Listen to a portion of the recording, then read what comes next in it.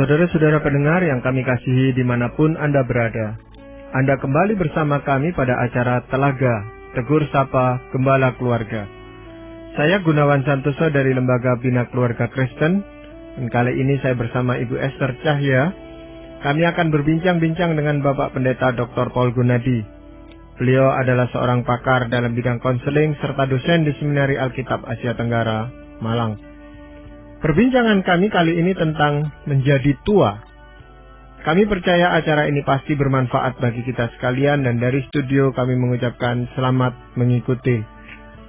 Pak Paul, akhir-akhir ini ditenggarai bahwa jumlah orang yang lanjut usia itu bertambah banyak, Pak Paul, dan ternyata tidak semua orang itu siap menjadi tua gitu, merasa dirinya masih muda, sekalipun secara usia dan fisiknya membuktikan bahwa dia sebenarnya sudah memasuki masa tua. Ini bagaimana Pak Paul sebenarnya?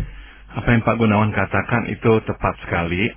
Nomor satu, memang populasi yang bertambah tua itu juga bertambah di dunia ini. Dan yang kedua adalah ketidaksiapan orang memasuki hari tua itu juga adalah sesuatu yang sangat-sangat menggejala dewasa ini. Tidak terlalu banyak lagi orang yang menyambut hari tua seperti dahulu kala. Ya, saya kira ini memang adalah salah satu hal yang mesti kita bicarakan agar kita ini bisa ya melewati atau memasuki hari tua dengan lebih santai, tidak terlalu harus takut dengan hari-hari tua. Ya, padahal ketuaan itu sendiri kan tidak bisa kita ingkari dan tidak bisa dihindari juga, Pak.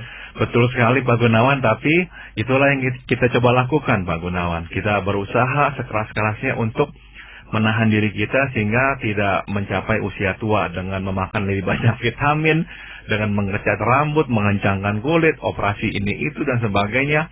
Ya, itu semua adalah usaha-usaha yang kita gunakan untuk menahan laju ketuaan kita.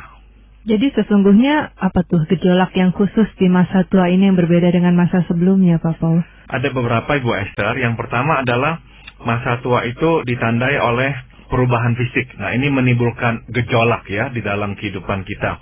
Misalnya, kita makin berkerut ya, dan kulit kita bertambah kusam. Nah, yang lain tanggalnya gigi ya, lagi makan tiba-tiba plok, copot satu gigi.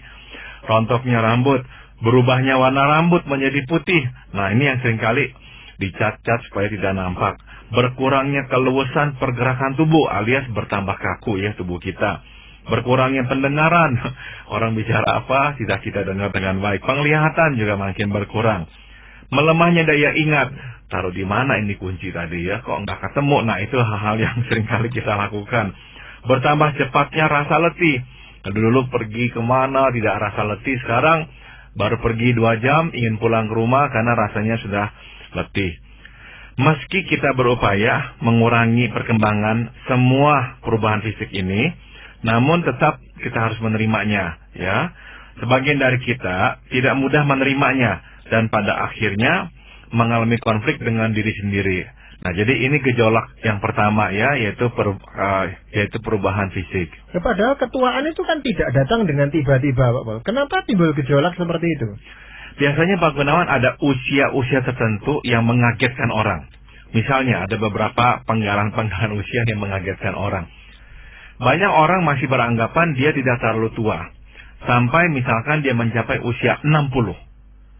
Sampai usia 50-an dia masih tetap ya beranggapan dia masih muda.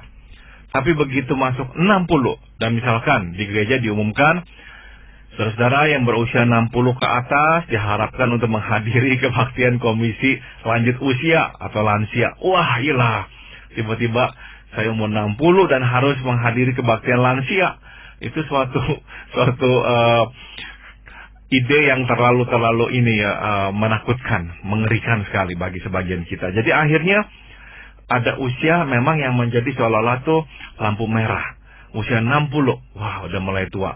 Atau ada orang yang beranggapan kalau udah mencapai usia 65, wah saya sudah tua nih. Seolah-olah sebelumnya 65 dia tidak mengalami ketuaan, dan seolah-olah ketuaan baru masuk umur 65. Padahal seperti yang tadi Pak Gunawan utarakan, sesungguhnya kita telah ya mengalami proses penuaan hari lepas hari, tahun demi tahun. Ya, jadi sebenarnya idealnya itu orang umur berapa sudah harus mulai mempersiapkan diri, Bapak? Saya kira pada waktu kita berusia 50-an ke atas ya, kita sudah harusnya lah mulai memikirkan hal-hal yang tadi kita bicarakan, yaitu tentang keterbatasan. Dan belajarlah menerima keterbatasan-keterbatasan yang memang harus kita terima itu ya. Jangan kita itu tuh tidak mau menerimanya. Ya, misalkan pergolakan yang lain juga yang seringkali dialami oleh orang tua ya. Masa tua itu tuh seringkali ditandai dengan berkurangnya produktivitas kerja. Ya. Pada usia tua kita memasuki usia pensiun dan ini membuka lembar baru dalam kehidupan. Apa tuh lembar barunya? Ini, kita tidak sepenting dulu. Itu ujung-ujungnya.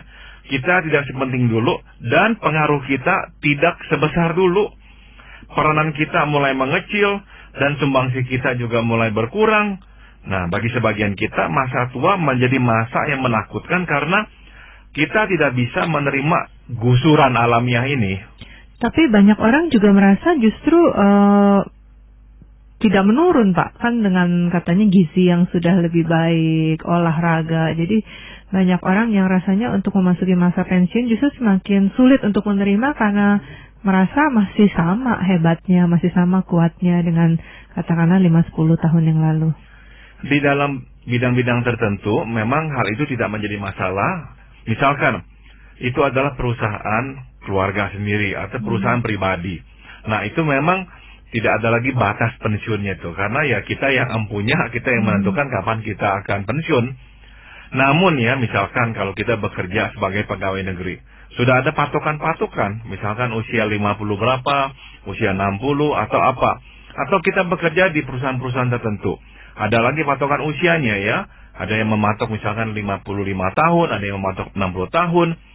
Jadi kita sekuat apapun, kita merasa diri kita sesehat apapun, ya, perusahaan akan berkata, tidak, engkau stop di sini. Begitu. Dan itu yang membuat syok, Pak ya?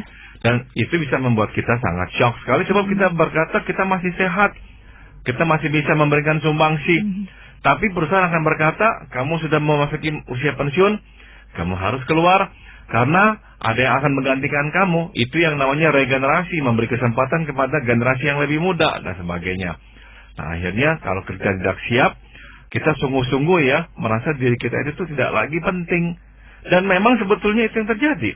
Jadi kalau kita bertambah tua, kita beranggapan bahwa kita ini makin penting, sebetulnya itu ya ilusi, enggak.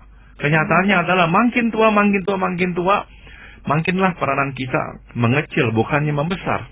Ya, tapi bukan cuma peranan rupanya Pak Paul ya, tapi lingkup sosialnya. Dengan tadi orang itu di pensiun misalnya, yang tadinya begitu banyak teman-teman di kantor, dia menjadi agak terkucilkan gitu Pak Paul. Betul sekali, biasanya dia pergi ke kantor, bertemu dengan teman-teman, bercanda, gurau, dan sebagainya. Sekarang, tidak lagi ke kantor. Atau misalkan, dia itu tuh biasanya pergi bersama teman-temannya, yang lain-lain, yang usianya relatif lebih muda. Nah sekarang, dia tidak bisa lagi pergi karena waktunya tidak lagi cocok. Dia bisa, teman-temannya tidak bisa. Malam hari diajak teman-temannya untuk keluar, teman-temannya berkata, wah saya ada ini nih, saya ada itu nih, nggak bisa dan sebagainya. Jadi betul kata Pak Gunawan, makin hari ya pada usia tua, biasanya ruang lingkup kita juga makin mengecil. Atau misalkan dalam kemajelisan di gereja, kita terlibat dalam kemajelisan. Nah sekarang usia kita misalkan sudah 65. Nah gereja berkata, oke, kita perlu regenerasi. Nah akhirnya kita tidak lagi menjadi majelis. Nah teman-teman dulu yang biasanya rapat dengan kita seminggu sekali, aktif ini itu, tiba-tiba mulai menghilang, tidak lagi bersama dengan kita. Belum lagi kalau ada yang seusia kita namun sudah meninggalkan kita ya, sudah meninggal dunia. Nah itulah saya kira hal-hal yang membuat lingkup sosial kita mengecil pula. Dan kalau kita nggak berhati-hati di sini, memang ini bisa menjadi suatu tekanan atau gejolak. Kita merasa kita sungguh-sungguh sekarang sendirian. Ya, sekarang ini banyak komunitas orang-orang yang manula gitu Pak boleh. Jadi baik mungkin bergabung dengan kelompok-kelompok seperti itu. Betul sekali. Dan ini sudah tentu diperlukan kesiapan. Karena sebagian orang memang tidak mau tuh masuk ke kelompok manula. Tidak mau karena tidak mau dianggap tua. Nah saya kira sebaiknya kita terima kodrat kita. kita masuk ya untuk bisa bergabung agar kita bisa akhirnya bertemu dengan mereka. Rasanya memang itu salah satu solusi ya, karena kan membayangkan udah tidak bekerja, lalu lingkup sosial berkurang, dan kalau tidak ada aktivitas pasti jauh lebih stres lagi Pak Paul ya. Betul Ibu Esther, sebab memang masa tua ditandai oleh bertambahnya waktu. Ya, benar-benar pada usia-usia tua itu tuh tiba-tiba waktu itu mulai ada. Dulu rasanya tuh waduh tidak ada waktu. 24 jam rasanya masih kurang. Sekarang waktu ada. Nah, ini bisa membawa perubahan yang drastik. Sebagian kita tak terbiasa dengan waktu yang berlimpah dan kebingungan mengisinya. Bagaimana nih mengisi waktu? Sebagian kita terbiasa dengan jadwal dan baru produktif dalam kerangka jadwal. Sekarang tidak ada lagi jadwal, tidak harus lagi mengerjakan ini itu dalam kerangka jadwal tertentu. Kita tak terbiasa, biasanya butuh jadwal. Nah, bagi sebagian orang, masa pensiun menjadi masa yang membingungkan karena adanya waktu dan tidak adanya jadwal yang mengurung kita seperti dulu lagi. Nah, akhirnya benar-benar tidak tahu apa yang harus dilakukan dengan waktu ini sehingga tidak produktif sama sekali pada akhirnya. Ya, jadi kalau begitu sebenarnya apa yang bisa dilakukan itu Pak Paul untuk menyongsong hari tua dan mengisi hari tua itu dengan hal-hal yang positif gitu? Misalkan yang pertama begini Pak Gunawan, berusahalah untuk hidup sehat dan hidup dalam keterbatasan. Nah, saya imbangkan keduanya ya. Hiduplah sehat artinya ya kita mencoba ya untuk olahraga, makan makanan yang bergizi dan sebagainya. Dan janganlah takut memeriksakan kesehatan kita. Ada sebagian kita yang tidak mau memeriksakan kesehatan, takut menemukan penyakit. Karena menyadari memang semakin tua, semakin rapuhlah organ-organ tubuh kita. Tapi, nah, ini saya ingin ingatkan, bukankah pencegahan selalu lebih baik daripada perawatan? Dan daripada nanti penyakit sudah menggunung, tiba-tiba menerkam kita, kita tergeletak, tak bisa apa-apa. Bukankah lebih baik ya memeriksakan kesehatan secara teratur, sehingga kalau ada penyakit ya bisa ditangani dengan lebih dini. Yang Pak Paul maksudkan dengan hidup dalam keterbatasan itu apa Pak Paul? Artinya terimalah kalau kita harus ya menderita penyakit tertentu, ya. Kita juga harus dibatasi oleh kelemahan fisik kita, oleh mata kita yang mulai rabun, pendengaran kita yang tidak lagi terlalu peka, kulit kita yang mungkin sekarang tidak lagi begitu licin, sekarang mulai berkerut dan kering dan sebagainya. Ya, kita terimalah keterbatasan kita. Kita tak bisa lagi pergi dan berolahraga sampai sore karena sudah lekas letih. Hiduplah dalam keterbatasan kita, namun hidup dalam kondisi yang prima. Ya, meskipun kita tak bisa melakukan hal-hal yang dulu biasa kita lakukan, ya tidak apa-apa, terimalah. Dan lakukanlah yang bisa kita lakukan itu secara optimal dan dengan hati yang bergembira.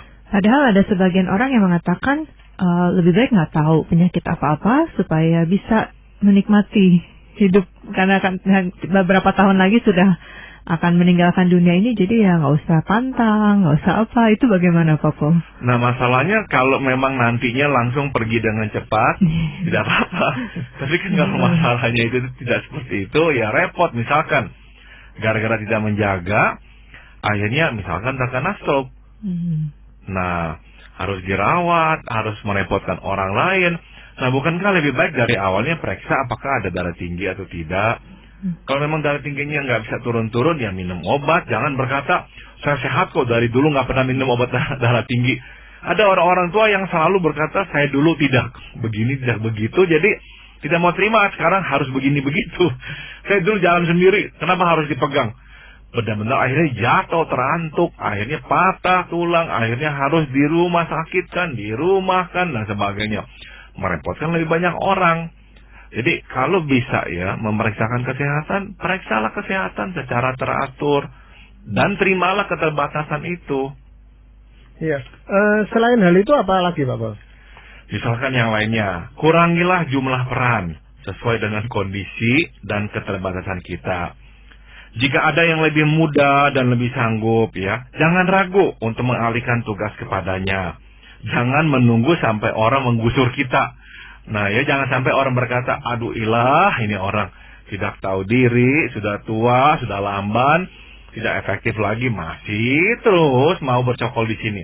Jangan sampai orang berkata negatif. Bukankah orang lebih menghormati kita kalau kita tahu diri ya dan berkata, saya kira saya tak bisa lagi memberi sumbangsi, lebih baik sekarang yang lebih muda, saya bersedia di belakang layar ya memberikan panduan, masukan, tapi ya jangan lagi saya, lebih baik yang lebih muda. Nah, itu akan lebih mengundang respek ya dari orang-orang lain. Ya, yang lainnya lagi adalah ini Pak Gunawan dan Ibu Esther. Jangan membesarkan jasa dan keberhasilan kita. Kadang-kadang orang tua itu tuh mengenang-kenang masa lampau dan membesar-besarkan jasa. Wah, ini gara-gara saya dulu, kalau bukan saya nggak bakalan begini dan sebagainya. Biarlah orang lain yang menilai keberhasilan kita. Ya, jangan memaksa orang mengingat sumbangsi kita. Ya, ini hal-hal kecil yang kita sebagai orang tua bisa lakukan sehingga mengundang respek dari generasi yang lebih muda gitu. Yang menyulitkan kan kadang-kadang memang faktanya demikian gitu Pak Paul, bahwa memang misalkan tadi Pak Paul sudah menyinggung soal perusahaan keluarga. Jadi perusahaan itu sudah dibangun sejak dia umur 20-30 tahunan mungkin. Dan sementara sekarang memang menjadi besar karena segala kerja keras dia. Jadi kalau mau diserahkan ini kan nggak yakin juga nanti bisa sebesar ini atau lebih besar atau malah hancur begitu. Ini adalah sesuatu yang memang harus kita siapkan ya hati kita. Bahwa ada hal-hal yang telah kita lakukan sebaik-baiknya dan kita sudah didik orang untuk melanjutkannya. Namun tidak ada jaminan bahwa orang lain akan bisa meneruskannya sebaik kita. Tapi itu adalah keterbatasan hidup. Dan kita harus menerimanya. Kita hanya bisa melakukan semua ini sampai titik tertentu. Setelah itu kita harus lepaskan dan mempercayakan kepada orang lain untuk melanjutkannya. Ya, tapi memang itu perlu dipersiapkan jauh-jauh hari gitu Pak Paul. Karena yang menerima tongkat estafet itu pun kadang-kadang memang belum siap gitu. Karena memang nggak pernah dipersiapkan. Baru dia sudah misalnya usia 60 yang tadi Pak Paul katakan. Nah, sekarang saya sudah 60, tiba-tiba mau dilepaskan. Yang mau meneruskan itu nggak siap memang Pak Paul. Betul ya. Jadi memang sekali lagi perencanaan itu penting ya. Jadi kita nggak lagi itu beranggapan kita akan hidup selama-lamanya. Tidak, kita tidak hidup selama-lamanya. Dan kita pun tidak bekerja selama-lamanya. Dan kita pun tidak produktif selama-lamanya. Jadi sampai usia tertentu, misalkan usia 40-an, ya bersiap-siaplah mempersiapkan generasi baru yang dapat melanjutkan usaha-usaha kita ini. Nah di samping itu Pak Paul, yang mau melanjutkan itu juga merasa segan dengan apa yang seniornya yang masih ada gitu loh. Itu sebabnya inisiatif harus muncul dari seniornya. Nah memang kita hidup dalam budaya timur yang masih mentuakan orang dan rasa sungkan kita masih besar kepada yang lebih tua.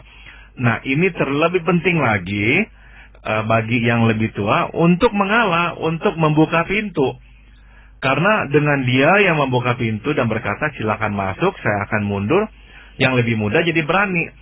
Kalau yang lebih tua tidak mau melakukan itu, yang muda jadi tambah-tambah nggak berani. Akhirnya nanti tambah kacau waktu kita meninggalkan semua ini.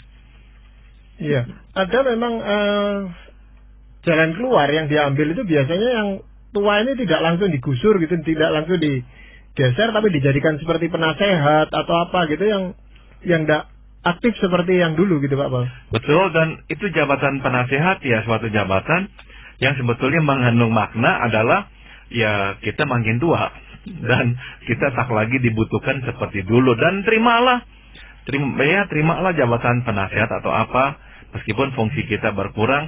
Nah ini membawa kepada masukan berikutnya Pak Gunawan, yaitu sebaliknya alihkanlah kuantitas dengan kualitas ya. Makin tua makin sedikit yang dapat kita kerjakan, namun untuk sebagian hal justru pengalaman yang bertambah akan sangat membantu. Jadi pilihlah satu atau dua hal yang dapat kita kerjakan dan kerjakanlah sebaik-baiknya. Salah satunya memang menjadi penasehat. Kita bisa memberikan masukan. Ini tak lagi menuntut energi ya atau keluasan gerak kita, tapi ya kita bisa menyumbangsikan pengalaman-pengalaman, masukan-masukan kita itu.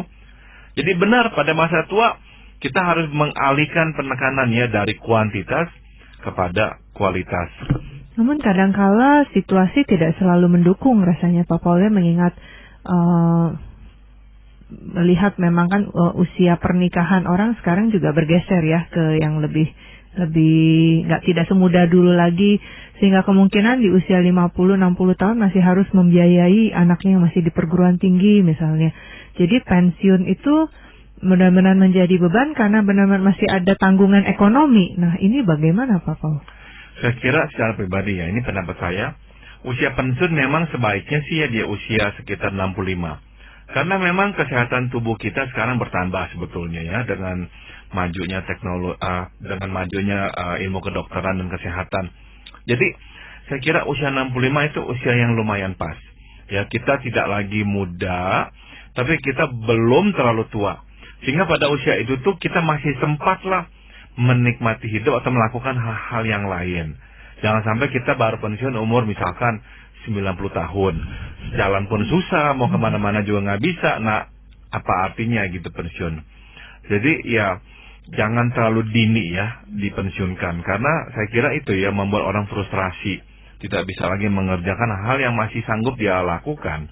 Tapi untuk sebuah perusahaan atau untuk sebuah negara, suatu negara Pak Paul ya, pegawai negeri di dalam hal ini, kalau masa pensiunnya terlalu panjang seperti Pak Paul katakan, itu regenerasinya jadi terhambat gitu.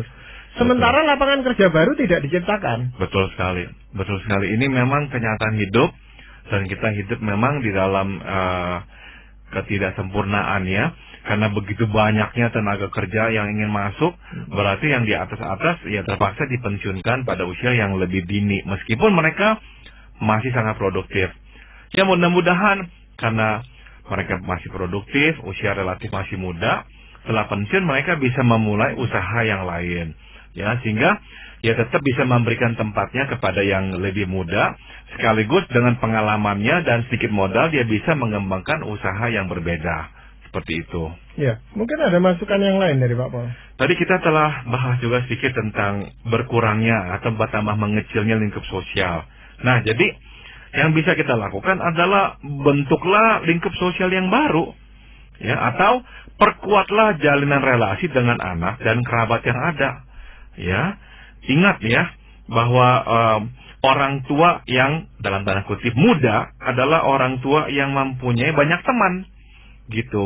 Makanya saya kira ini nih nggak bisa nih baru dirintis setelah kita usia 70 tahun baru mau mencari teman.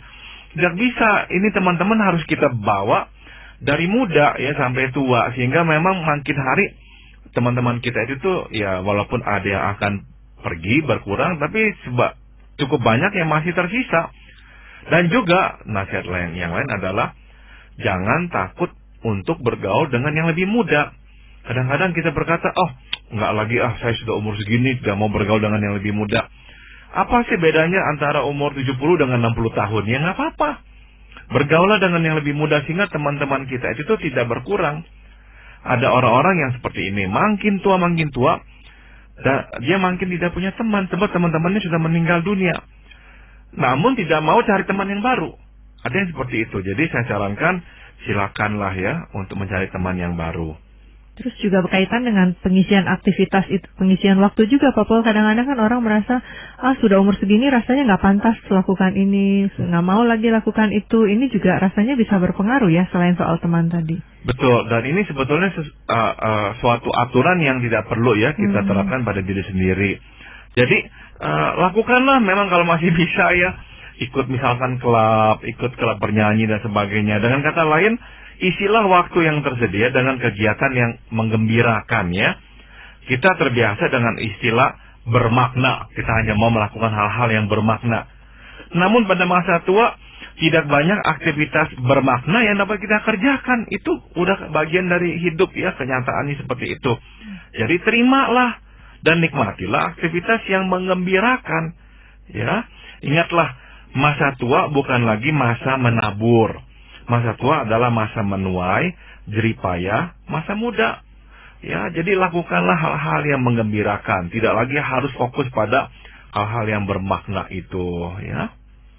Ya, ada banyak orang yang usianya sudah lanjut, tapi masih punya semangat kerja yang tinggi, Pak Paul. Dan kalau dia harus berhenti bekerja, walaupun itu perusahaannya sendiri, dia lalu jadi sakit dan sebagainya gitu Pak Pol.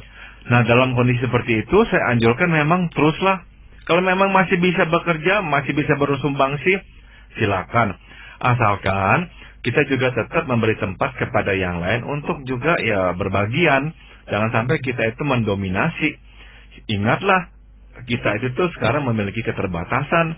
Jadi sadarilah dan hiduplah dalam keterbatasan itu. Sehingga kekurangan-kekurangan kita bisa dilengkapi oleh orang lain yang memang lebih sanggup daripada kita. Iya, itu juga secara ekonomi. Orang-orang yang sudah lanjut usia itu juga mengalami masalah bahwa dia tidak lagi ada penghasilan tetap lagi Pak Pol. Mau menggantungkan ke anak, kok anaknya sendiri juga kesulitan di dalam keuangan gitu. Nah, itu memang kadang-kadang menjadi masalah yang berat Pak Gunawan, karena memang kebutuhan masih ada ya, tapi sekarang penghasilan sudah berkurang karena kita sudah makin tua. Ya, itu sesuatu yang kalau mungkin ya kita persiapkan dari muda ya, sehingga pada masa tua kita tahu masih ada hal-hal yang bisa kita lakukan dan masih ada penghasilan yang bisa kita nanti terima. Iya, dan mungkin Pak Pol mau sampaikan firman Tuhan yang bisa menjadi pedoman bagi kita semua. Saya ambil dari Amsal 80. Mazmur 84 ayat 8. Mereka berjalan makin lama makin kuat, hendak menghadap Allah di Sion. Ya, mereka berjalan makin lama makin kuat, hendak menghadap Allah di Sion. Ini ayat saya mau berikan kepada para orang tua Pak Gunawan. Memang fisik makin melemah, ya, tapi seperti Paulus katakan, manusia batinnya diperkuat, ya. Nah, inilah kita orang tua. Kita makin hari ya berjalan bukan makin lemah, makin kuat. Karena apa? Karena kita berjalan hendak menghadap Allah di Sion. Ya, jadi masa tua adalah masa yang makin mendekati perjumpaan dengan Tuhan. Jadi bersiap-siaplah, jangan datang kepada Tuhan dengan tangan hampa. Ya, terima kasih Pak Pol juga Ibu Esther untuk perbincangan ini, sangat menarik sekali. Dan para pendengar sekalian, kami mengucapkan banyak terima kasih Anda telah mengikuti perbincangan kami dengan Bapak Pendeta Dr. Paul Gunadi dalam acara Telaga, Tegur Sapa Gembala Keluarga. Kami baru saja berbincang-bincang tentang menjadi tua. Bagi Anda yang berminat untuk mengetahui lebih lanjut mengenai acara ini, kami persilakan Anda menghubungi kami lewat surat. Alamatkan surat Anda ke Lembaga Bina Keluarga Kristen atau LBKK, Jalan Cimanuk 58, Malang. Anda juga dapat menggunakan email dengan alamat telaga@indo.net.id. Kami juga mengundang Anda untuk mengunjungi situs kami di www.telaga.org. Saran-saran, pertanyaan, serta tanggapan Anda sangat kami nantikan. Akhirnya dari studio kami mengucapkan terima kasih atas perhatian Anda, dan sampai jumpa pada acara Telaga yang akan datang.